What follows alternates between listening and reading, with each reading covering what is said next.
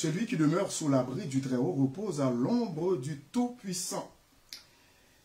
Ici, votre serviteur pasteur Jean Levelter-Jeune qui vous invite à cette étude biblique de ce soir, mercredi le 1er juin 2022. Et en passant, excusez-nous, veuillez nous excuser pour ce petit retard parce qu'il y avait un petit problème technique. C'est toujours comme ça avec la technologie. Maintenant, nous allons nous courber pour la prière. Père Saint, nous te rendons gloire, honneur et louange. Que toi seul mérites, toi qui sièges dans les cieux et qui domines sur toute la terre, le roi des rois, le seigneur des seigneurs. Et nous te remercions infiniment de ce que, dans ton amour infini, tu nous as rachetés de la malédiction du péché, nous qui étions des vils pécheurs, qui cheminions dans le sentier de la mort. Et nous ne te connaissions pas autrefois, nous étions des brebis errantes, mais dans ton amour infini. Et tu as envoyé ton Fils Jésus-Christ mourir pour nous à notre place sur le bois infâme de la croix. Et merci pour son sang précieux qu'il a versé pour nous, pour payer la dette de nos péchés, pour nous donner la vie éternelle. Merci pour ce grand salut que nous n'avions pas mérité. Et merci de ce que tu as fait de nous, tes enfants bien-aimés par ton Saint-Esprit. Nous te remercions pour ce moment, cette soirée d'études bibliques. Et nous te prions de nous instruire dans ta parole par ton Saint-Esprit et aussi aide-nous à la comprendre et à la mettre en pratique pour vivre une vie de victoire pour ta gloire jour après jour. Et nous te prions aussi de toucher les gens, les cœurs des gens qui ne te connaissent pas afin qu'ils reçoivent Jésus-Christ comme leur sauveur et Seigneur personnel. Merci Père Saint, nous te prions ainsi avec le pardon de nos péchés dans le nom précieux de ton Fils Jésus, lui qui vit et qui règne au siècle des siècles. Amen. Bon, maintenant nous débutons avec notre étude de ce soir. Le péché est le remède de Dieu. Donc, le péché est le remède de Dieu. Nous allons lire, moi je vais vous lire un passage quand même clé qui traite de ce sujet. C'est Romains 6, verset 23. Un verset qui dit « Car le salaire du péché, c'est la mort, mais le don gratuit de Dieu, c'est la vie éternelle en Jésus-Christ notre Seigneur. » Bon, ça c'est un passage, c'est un verset qui en dit beaucoup, qui traite du sujet de la mort spirituelle et aussi la résurrection. Et avec Jésus-Christ, la résurrection, et par le fait que Jésus-Christ lui-même est mort à notre place, pour nous donner la vie, la résurrection pour vivre avec lui. Donc, le péché est le remède de Dieu. C'est quoi le remède? Et tandis que la doctrine biblique du péché comprend certaines distinctions, il est deux faits universels à remarquer.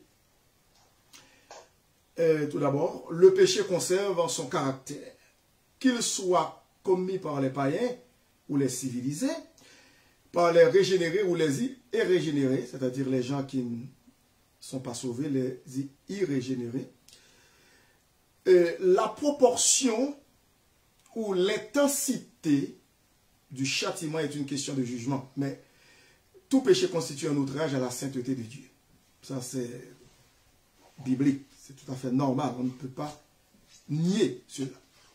C'est indéniable.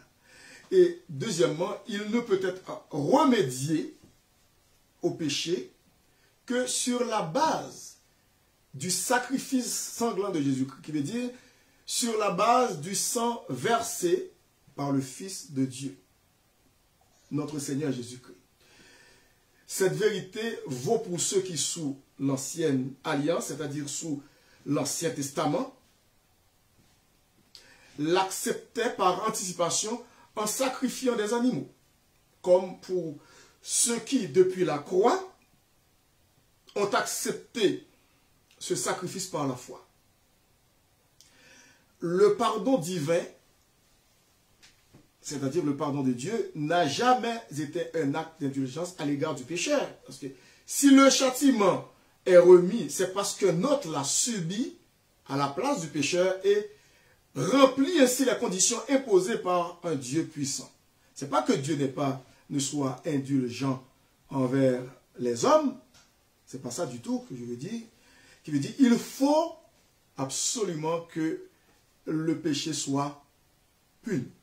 Il faut que le péché soit puni pour satisfaire aux exigences divines. Donc, c'est quelqu'un d'autre qui a pris notre place. C'est-à-dire Jésus-Christ, notre Seigneur. Jésus-Christ, le Fils unique du Père, hein, le Fils unique de Dieu, qui nous a remplacés. Il nous a substitués. C'est-à-dire, il nous a remplacés à la croix. Il est mort pour nous, pour satisfaire aux exigences divines, pour nous donner la vie éternelle, le salut éternel. Donc, et nous allons voir cela. Dans l'Ancienne Alliance, c'est-à-dire dans l'Ancien Testament, ce n'était que lorsque le sacrifice, ou le sacrificateur plutôt, avait offert le sacrifice sanglant nécessaire à la rémission, c'est-à-dire le pardon, à la rémission, anticipant ainsi la mort de Christ, que le pécheur était pardonné. Lorsque nous regardons des textes bibliques qui traitent de ce sujet, dans Lévitique chapitre 6, Lévitique 6, verset 7, il est dit, le livre de Lévitique, verset 7. Il a dit, les fils d'Aaron la présenteront devant l'Éternel, devant l'autel.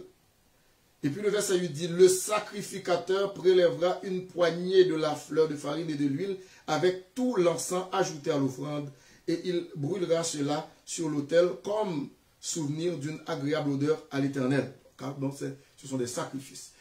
Lorsque nous regardons dans ce même livre, Lévitique chapitre 4, le verset 20, il est dit, il fera de ce taureau comme du taureau expiatoire. Il fera de même. C'est ainsi que le sacrificateur fera pour eux l'expiation et il leur sera pardonné. Le verset 26. Il brûlera, c'est encore le sacrificateur, c'est son rôle, c'est sa fonction. Il brûlera toute la graisse sur l'autel comme la graisse du sacrifice d'action de grâce. C'est ainsi que le sacrificateur fera pour ce chef l'expiation de son péché et il lui sera pardonné. Et regardons aussi le verset 31. Le sacrificateur ôtera toute la graisse quand on lui amena la brebis, le mouton. Le sacrificateur ôtera toute la graisse, comme on ôte la graisse du sacrifice d'action de grâce, et il la brûlera sur l'autel, et elle sera d'une agréable odeur à l'Éternel. C'est ainsi que le sacrificateur fera pour cet homme l'expiation, et il lui sera pardonné. Ce sont des sacrifices dans l'Ancien Testament que les hommes, ordonnés par Dieu, qui veut dire de prendre des animaux, c'est par anticipation, c'était temporaire. Bon. Et le verset 35 dit, le sacrificateur ôtera toute la graisse, comme on ôte la graisse de l'agneau dans le sacrifice d'action de grâce. Et il la brûlera sur l'autel comme un sacrifice consumé par le feu devant l'Éternel. C'est ainsi que le sacrificateur fera pour cet homme l'expiation du péché qu'il a commis et il lui sera pardonné. Ça c'est Lévitique encore. Et que nous voyons. Bon, lorsque nous regardons dans le chapitre 5 de Lévitique, chapitre 5, en verset 10, il est dit, il fera de l'autre oiseau un holocauste, d'après les règles établies. C'est ainsi que le sacrificateur fera pour cet homme l'expiation du péché qu'il a commis et il lui sera pardonné. Autant de textes qui parlent du sacrifice dans l'Ancien Testament. Le verset 13 aussi parle de « c'est ainsi que le sacrificateur fera pour cet homme l'expiation du péché qu'il a commis à l'égard de l'une de ces choses et il lui sera pardonné. Ce qui restera de l'offrande sera pour le sacrificateur comme dans l'offrande en don. Comme dans l'offrande en don. » Le verset 16 dit « il donnera en y ajoutant un cinquième la valeur de la chose dont il a frustré le sanctuaire et il la remettra au sacrificateur. Et le sacrificateur fera pour lui l'expiation avec le bélier offert en sacrifice de culpabilité et il lui sera pardonné. Ça, c'est le verset 16 qui nous le dit. Et puis le verset 18 dit, il présentera au sacrificateur en sacrifice de culpabilité un bélier sans défaut, qui représente Jésus-Christ, l'agneau sans défaut, pris du troupeau d'après ton estimation, et le sacrificateur fera pour lui l'expiation de la faute qu'il a commise sans le savoir, qui veut dire, la foi par inadvertance, on peut pécher. Et il lui sera pardonné. Donc, c'est ce que nous voyons. Le chapitre 19, et le verset 22, et lorsque nous regardons, chapitre 19, verset 22, et chapitre 19, verset 22, écoute, il est dit, oui, oh, vous allez lire, c'est Sœur Gabrielle? Oui, eh bien, si tu veux lire, c'est correct, 19, 22, et tu veux lire ou du moins tu me laisses lire? Non, vous pouvez lire. Ok, merci beaucoup. Le sacrificateur fera pour lui l'expiation devant l'Éternel pour le péché qu'il a commis, avec le bélier offert en sacrifice de culpabilité, et le péché qu'il a commis lui sera pardonné. Bon, ça c'est le verset 19, et le chapitre 19, plutôt verset 22. Lorsque vous parcourez aussi le livre des Nombres, et Nombres aussi, nous pouvons voir au chapitre 15 de Nombres, chapitre 15 de Nombres, un instant, je vais voir ici, excusez-moi parce qu'il y a un problème là, technique, ok, je vais voir, ouais, maintenant je suis arrivé au chapitre 15, 25. Maintenant, il est dit, le verset 25, le sacrificateur fera l'expiation pour toute l'assemblée des enfants d'Israël. Et il leur sera pardonné car ils ont péché involontairement et ils ont apporté leur offrande, un sacrifice plutôt consumé par le feu en l'honneur de l'Éternel et une victime expiatoire devant l'Éternel à cause du péché qu'ils ont involontairement commis. Je veux dire, il y a des sacrifices pour des péchés involontairement commis. Donc, c'est ce que Dieu a prescrit à Moïse. Le verset 26 aussi parle de cela. Il dit, il sera pardonné à toute l'assemblée des enfants d'Israël et à l'étranger en séjour au milieu des étrangers. Car c'est involontairement que tout le peuple a péché. 28.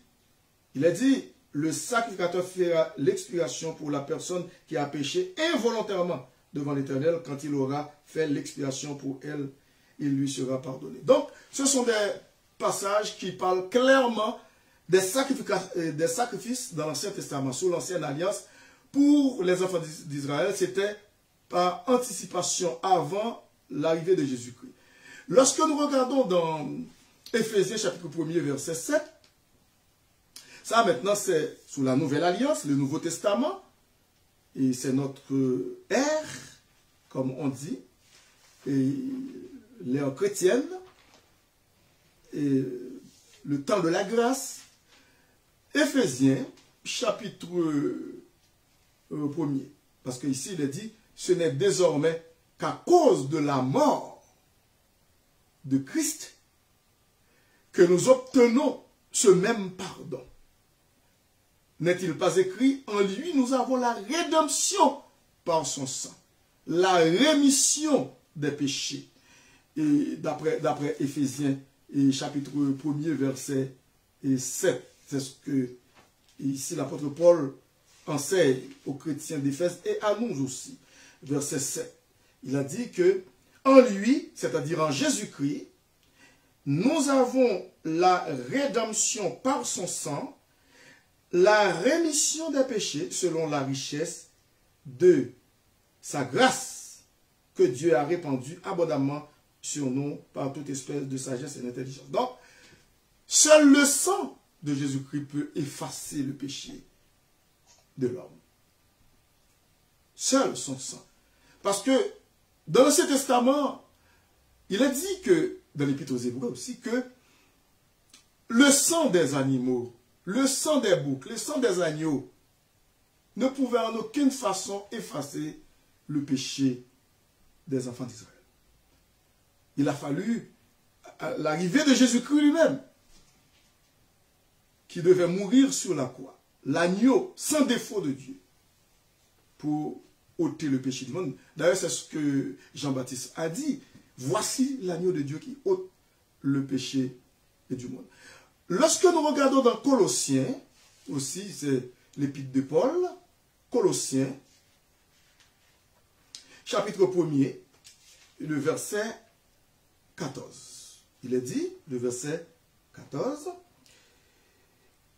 en qui, en parlant de Jésus-Christ, en qui nous avons la rédemption, c'est-à-dire le rachat de notre âme, la rémission des péchés, c'est-à-dire le pardon des péchés.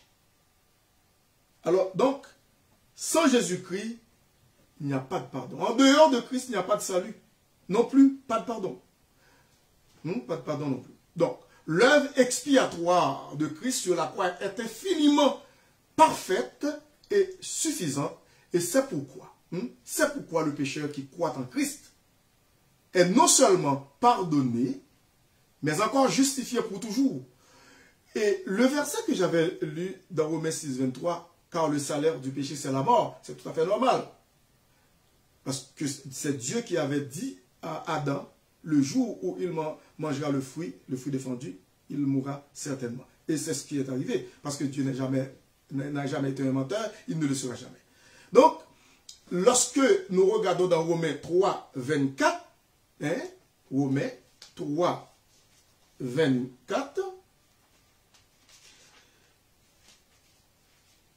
il est dit, Romains 3, 24, et ils sont gratuitement justifiés par sa grâce, par le moyen de la rédemption qui est en Jésus-Christ. Qui veut dire les gens qui reçoivent le Sauveur, le Seigneur, Jésus-Christ, dans leur cœur, sont gratuitement, c'est ce que la parole de Dieu nous dit, sont gratuitement justifiés par sa grâce, par le moyen de la rédemption. Donc, si quelqu'un qui m'écoute n'a pas encore Jésus-Christ dans sa vie, c'est le temps de le recevoir pour être gratuitement justifié, pour recevoir le vêtement de justice de Dieu en Jésus-Christ. Parce que toute forme, ou du moins, quel que soit ce que vous voulez faire pour échapper au jugement de Dieu, au jugement à venir, au jugement dernier, c'est impossible si vous n'avez pas encore ce vêtement de justice qui vous justifie devant Dieu en Jésus-Christ. Donc, les gens qui reçoivent Jésus-Christ sont gratuitement justifiés par sa grâce, par le moyen de la rédemption. Dieu n'a jamais traité le péché à la légère. Vous qui m'écoutez, Dieu n'a jamais traité le péché à la légère. Il se peut que le pardon ne représente aucun fardeau pour le pécheur. Cependant, il n'est pardonné et justifié que parce que la totalité de son châtiment a été portée par Christ. Regardons de près 1 Pierre, chapitre 2, verset 24. 1 Pierre 2, verset 24. Maintenant, il est dit au verset 24, lui qui a porté lui-même nos péchés, qu'il est dit en parlant de Jésus-Christ lui-même, lui qui a porté lui-même nos péchés en son corps sur le bois, afin que mort au péché nous vivions pour la justice. Lui, par les meurtrissures duquel vous avez été guéris. Donc, Jésus-Christ est celui qui a porté nos péchés pour nous délivrer de la condamnation éternelle, de ce poids qui nous pesait. qui pesait sur nous. Le chapitre 3 aussi, et du même livre, Épître de Pierre, premier épître de Pierre, chapitre 3, et verset 18, il est dit, Christ aussi a souffert une fois pour les péchés, lui juste pour des injustes, afin de nous amener à Dieu, ayant été mis à mort quant à la chair, mais ayant été rendu vivant quant à l'esprit. Donc, c'est l'œuvre expiatoire de Christ pour nous sur le calvaire qui nous affranchit du péché et nous donne la vie éternelle. Maintenant, nous allons aborder le péché avant et après la croix. Le péché avant et après la croix. Et premièrement, antérieurement à la croix, Dieu a réglé le problème du péché par l'expiation, qui au sens biblique signifie couvrir. Quand on parle de expiation dans la Bible, cela veut dire couvrir. Le sang des taureaux et des boucs ne possédait pas le pouvoir d'ôter les péchés. Et regardons de près. Hébreu, pour bien comprendre, vous pouvez consulter dans votre Bible, Hébreu, l'épître aux Hébreux, chapitre 10, verset 4. Il est dit, car il est impossible que le sang des taureaux et des boucs ôte les péchés. Ôte les péchés. Impossible. Quand il y a une impossibilité, il n'y a pas de possibilité du tout. Donc, il est impossible. De la part du pécheur, le sacrifice sanglant signifiait qu'il reconnaissait mériter la mort. Qu'il méritait la mort. Et lorsque nous regardons dans Lévitique encore, nous retournons dans Lévitique chapitre 1 verset 4, c'est après l'Exode. Lévitique chapitre 1 verset 4, il est dit, il posera sa main sur la tête de l'Holocauste qui sera agréé de l'Éternel. Qui sera agréé de l'Éternel. Alors, je vais commencer par le verset 1er pour comprendre ce que Moïse, l'auteur du livre de Lévitique, veut dire. L'Éternel appela Moïse de la tente d'assignation.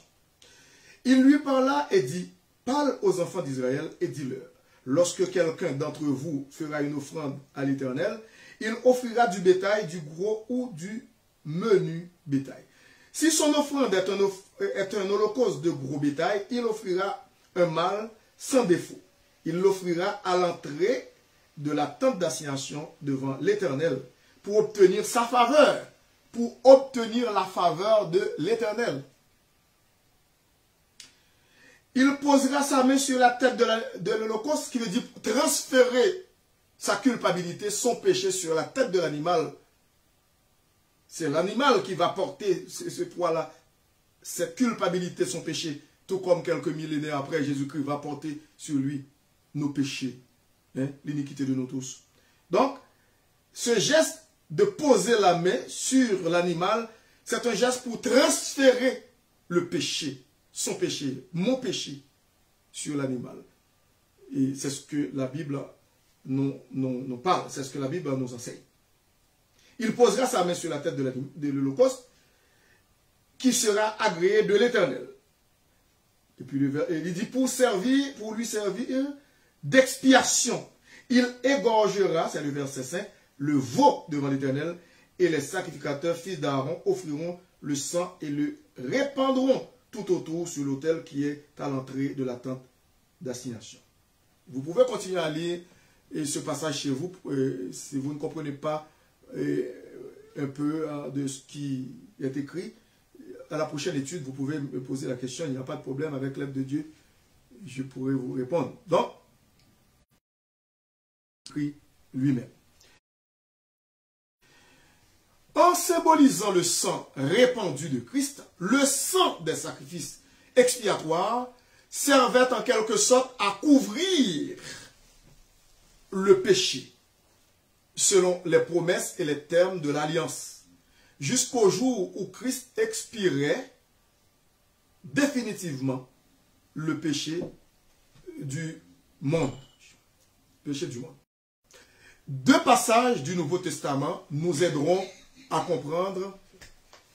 Deux passages du Nouveau Testament nous aideront à comprendre le sens du terme expiation que nous trouvons dans l'Ancien Testament.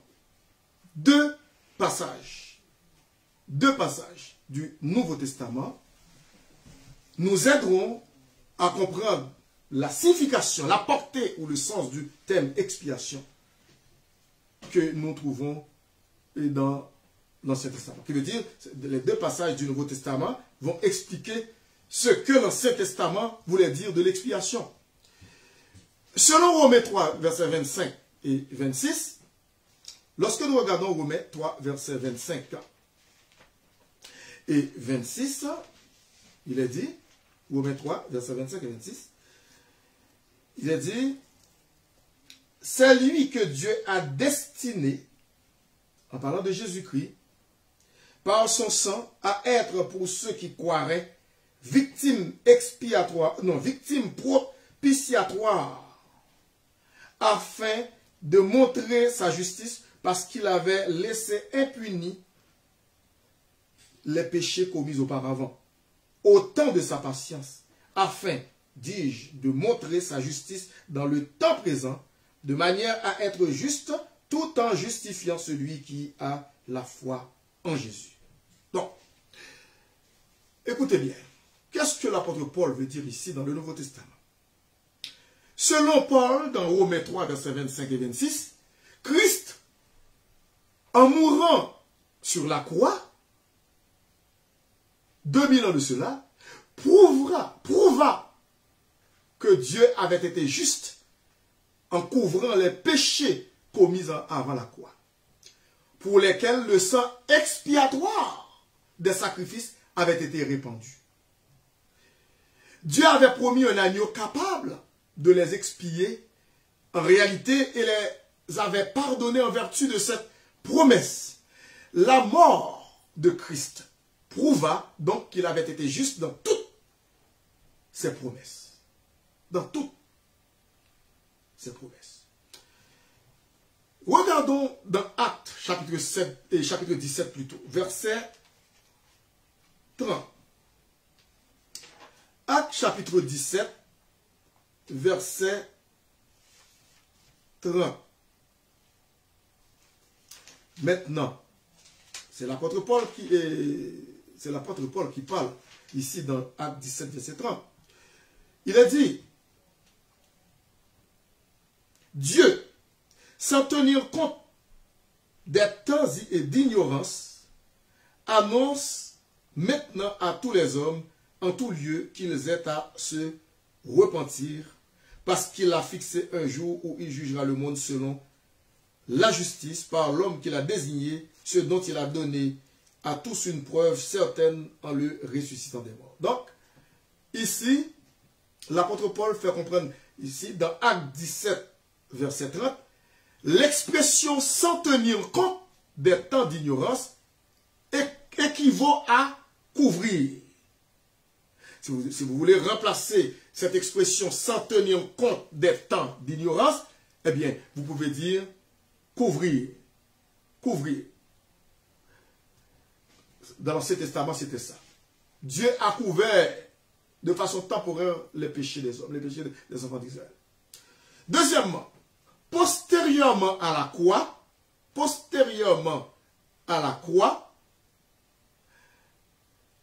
le problème du péché est réglé selon les termes de Romains 3, 26. Après la croix, le problème du péché est réglé selon les termes de Romains 3, 26. Christ est mort, son sang a été répandu et désormais, tout ce qui reste à faire à chaque individu, quel que soit son degré de culpabilité, c'est de croire au sacrifice qui, par la grâce infinie de Dieu, a été accompli pour lui. Ce passage établit que Christ sur la croix du haut de la croix, sur la croix, a satisfait aux exigences du jugement divin. Et qui veut dire, Christ a satisfait, ce passage établit que Christ sur la croix, a satisfait aux exigences du jugement de Dieu, du jugement divin, contre chaque pécheur, à tel point que Dieu, sans compromettre sa sainteté, peut demeurer juste, tout en justifiant le pécheur qui se contente de croire en Jésus-Christ. Dieu est saint, un Dieu 3 fois saint. Mais qu'est-ce que Dieu a fait pour satisfaire à ses exigences? Il a puni Jésus-Christ à notre place. Il a déversé son courroux sur Jésus-Christ. Il l'a même abandonné à la croix. Au point qu'il pouvait dire, Père, pourquoi m'as-tu abandonné? Élie, lama sabachthani, mon Dieu, pourquoi m'as-tu abandonné? Donc, Dieu, eh bien, a été satisfait par le sacrifice sanglant de Jésus-Christ pour nous sur la croix. Qui veut dire, Christ, en mourant sur la croix, a satisfait aux exigences du jugement divin contre chaque pécheur. Chaque pécheur. C'est pour cette raison que vous pouvez avancer, vous vous approchez de Dieu. Vous pouvez venir à Dieu en toute quiétude, en toute sérénité, sans souci, pour recevoir son Fils, Jésus-Christ, comme votre Sauveur et Seigneur personnel. Vous ne serez pas blâmé, au contraire, il vous invite à le faire. Il vous invite à le faire. Comme nous l'avons déjà dit, le mot expiation, qui ne se trouve que dans l'Ancien Testament, c'est-à-dire dans les livres vétérotestamentaires, sous l'Ancienne Alliance, dans l'Ancien Testament, signifie que Dieu passe par-dessus ou couvre le péché. Mais Christ, aux prises avec le péché sur la croix, n'a pas passé par-dessus. Voici, dit l'Écriture, l'agneau de Dieu qui ôte le péché du monde. Ôte le péché du monde. Il n'a pas couvert, mais il l'a ôté. Ôte le péché du monde. Regardons dans Jean chapitre 1er, verset 29. Le verset 29, ici, c'est Jean le Baptiste qui rend témoignage. Verset 29. Le lendemain, il vit Jésus venant à lui, et il dit, voici l'agneau de Dieu. En parlant de Jésus, c'est ça. Voici l'agneau de Dieu qui ôte le péché du monde. Voici l'agneau de Dieu qui ôte le péché du monde. Regardons aussi Colossiens chapitre 2 verset 14. Nous regardons dans Colossiens chapitre 2 verset 14. Il est dit, il a effacé l'acte. Écoutez, il a effacé l'acte en parlant de Jésus-Christ.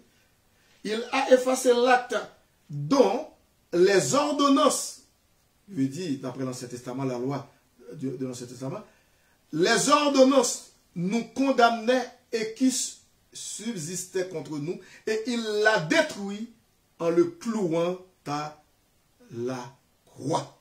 À la croix. Hébreux, chapitre 10, verset, regardons le verset 4 d'Hébreux. Il dit, Hébreux chapitre 10, verset 4, il dit, mais le souvenir des péchés est renouvelé chaque année par ces sacrifices, car il est impossible que le sang des taureaux et des boucs ôte les péchés. Et ce texte, je l'avais déjà dit, mais regardons dans 1 Jean 3, verset 5. 1 Jean 3, verset 5. Il est dit, le verset 5 dit, or, vous le savez. Ça c'est 1 Jean 3, verset 5. Or, vous le savez, Jésus apparut pour ôter les péchés, et il n'y a point en lui de péché. Ça c'est 1 Jean 3, verset 5. Donc, ici, l'agneau de Dieu ôte le péché du monde. Jésus-Christ, qui a porté nos péchés en son corps sur le bois. Donc, pas de demi-mesure, pas de tolérance quant au péché à la croix. Quant au péché à la croix. Et ce grand conflit entre Dieu et les hommes fut réglé de manière à satisfaire même la sainteté infinie de Dieu. Il ne reste plus à l'homme qu'à être satisfait de ce qui a satisfait la justice de Dieu. Accepter l'œuvre accomplie par Christ, pour nous, c'est croire au Sauveur pour le salut de l'âme. C'est croire au Sauveur pour le salut de l'âme. Maintenant, un deuxième point, c'est le péché des convertis et des inconvertis. Le péché des convertis et des inconvertis. Premièrement, le pardon des péchés s'accomplit pour le pécheur lorsqu'il croit en Christ. C'est une partie de son salut. Plusieurs autres éléments concernant le salut se réalisent au moment où un homme croit, mais le pardon ne peut se recevoir que conjointement à toute l'œuvre de la grâce et sur la base de la foi en Jésus-Christ. Deuxièmement, par contre, le chrétien qui pêche obtient le pardon, non pas sur la base de la foi pour le salut, mais en confessant son péché. Lorsque nous regardons dans 1 Jean chapitre 1er, verset 9, il est dit, le verset 9, si nous confessons nos péchés, il est fidèle et juste pour nous les pardonner et pour nous purifier de toute iniquité. Le chrétien qui pêche perd la communion avec le Père et contriste le Saint-Esprit, qui veut dire attriste le Saint-Esprit de Dieu dans sa vie. Il retrouvera la communion avec la joie, la bénédiction et la puissance en confessant son péché. Ceci concerne l'effet du péché sur le chrétien, mais sur Dieu, les effets sont infiniment plus graves. N'était la valeur du sang versé à la croix et le fait que Christ plaide pour nous dans le ciel, le péché séparerait pour jamais le chrétien de Dieu. Lorsque nous regardons dans 1 Jean chapitre 3, verset 1er et 2, il est dit, voyez quel amour le Père nous a témoigné pour que nous soyons appelés enfants de Dieu.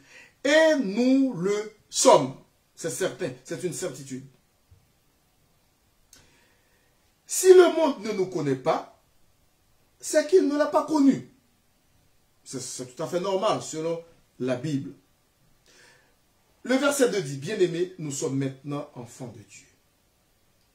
Et ce que nous serons n'a pas encore été manifesté. Mais nous savons que lorsque cela sera manifesté, nous serons semblables à lui, c'est-à-dire à Jésus-Christ.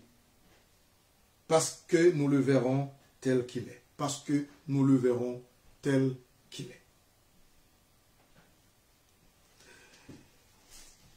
Donc, c'est ce que la Bible nous affirme ici.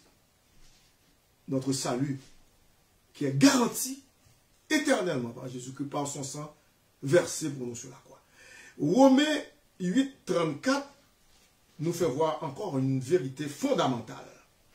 Romains 8, verset 34. Écoutez ça.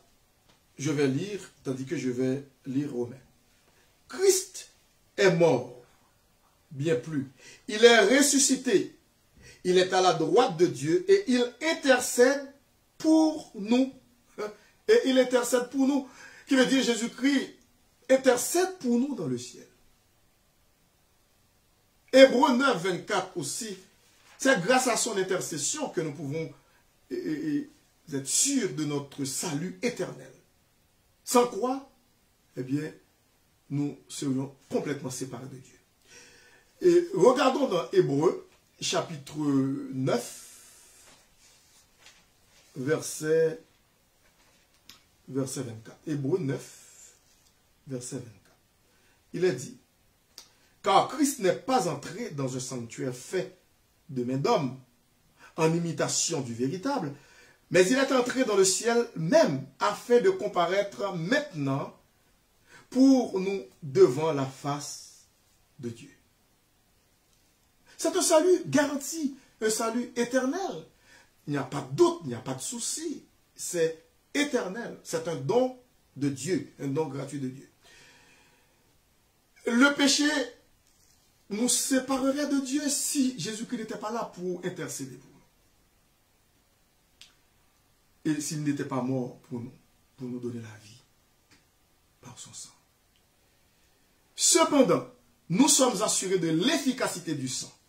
D'après 1 Jean 2, 2, et nous pouvons voir ça dans 1 Jean 2, verset 2, et il est dit, il est lui-même une victime expiatoire pour nos péchés, non seulement pour les nôtres, mais aussi pour ceux du monde entier, pour les gens qui veulent s'approcher de lui par la foi, qui veulent l'accepter. Il y aura des millions de gens qui ne sont pas encore arrivés au Seigneur, qui ne sont pas encore au Seigneur. Ils viendront, ces gens-là.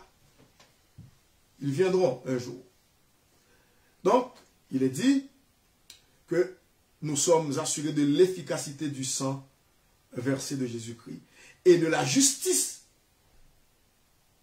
de la cause plaidée par notre avocat, en grec, parakletos, qui lui dit consolateur, défenseur, et défenseur, un avocat. Bon, c'est ce que le grec, dans l'original, dans la Bible, dit, quand il parle de Jésus-Christ. C'est le même ministère que le Saint-Esprit exerce aussi pour les croyants. Jésus-Christ est notre intercesseur. Bon, il est notre avocat, notre consolateur, notre défenseur. Dans 1 Jean, chapitre 2, verset 1er, c'est ce qu'il a dit. Il a dit, « Mes petits enfants, je vous écris ces choses, afin que vous ne péchiez point. Et si quelqu'un a péché, nous avons un avocat auprès du Père Jésus-Christ le juste. » Vous voyez? Un avocat, un défenseur. Le croyant qui pêche n'est donc pas perdu à cause de son péché, puisque même alors il possède un avocat auprès du Père. Cette vérité qui à elle seule constitue la base sur laquelle tout chrétien peut conserver son salut. Loin d'encourager ce dernier à pécher, loin de là, loin d'encourager ce dernier à pécher, est rapporté par l'Écriture afin qu'il ne pêche pas, d'après ce que je viens de lire dans 1 Jean chapitre 2, verset 1er. Le fait que notre Sauveur plaide son sang pour nous dans le ciel doit nous faire hésiter et reculer devant chaque sollicitation du péché. Et c'est ce que nous venons de voir ici sur, eh bien, le remède du péché, l'antidote pour le péché. Je vous invite, vous qui m'écoutez, qui n'avez pas encore Jésus-Christ dans votre cœur, c'est le moment de l'accepter. C'est le moment de le recevoir comme votre sauveur et Seigneur personnel pour être pardonné complètement et aussi de tous vos péchés et aussi pour obtenir le salut éternel, pour avoir un héritage éternel. Et dans la gloire, je vais mettre fin maintenant à cette étude de ce soir. S'il y a des gens qui ont des questions à poser, ils peuvent rester avec moi sur Zoom pendant que je vais prier pour terminer. S'il y a d'autres personnes qui veulent aussi écrire leurs questions, il n'y a pas de problème, vous pouvez les faire. Comme ça, je pourrai vous poser et vous répondre à cette question. Courbons-nous pour la prière. Père Saint, merci pour cette étude de ce soir. Merci de ce que tu nous as instruit et dans ta parole pour nous faire découvrir vraiment l'importance de l'œuvre de Jésus-Christ pour nous sur la croix du Calvaire. Nous te prions, Père Saint, de faire en sorte que les gens qui ne te connaissent pas puissent comprendre cette étude afin qu'ils reçoivent par la foi Jésus-Christ dans leur cœur comme leur Sauveur et Seigneur personnel. Aide-nous, nous, tes enfants, Père Saint, à marcher d'une manière victorieuse pour ta gloire. Et je te prie ainsi dans le nom précieux de ton Fils Jésus, lui qui vit et qui règne au siècle des siècles. Amen. Merci d'avoir été des nôtres. Nous vous invitons à une étude similaire et mercredi prochain, Dieu voulant. Que le Seigneur vous bénisse. D'ici là. C'était votre serviteur, pasteur Jean Le Velter Jeune, qui vous dit au revoir et à la prochaine.